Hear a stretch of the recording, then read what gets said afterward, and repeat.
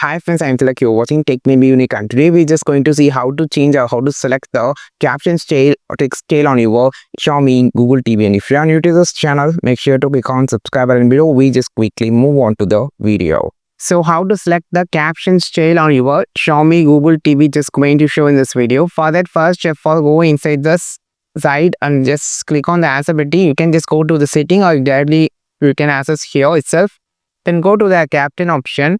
And here you have the caption style like white and black. You can have the preview or black and white or yellow and black or yellow and blue. You can just customize the color directly by using the text color, opacity, edge type, edge color, show, background, and everything can be customized. So my favorite was black and white. And you can just go with the black and white or white and black, whatever.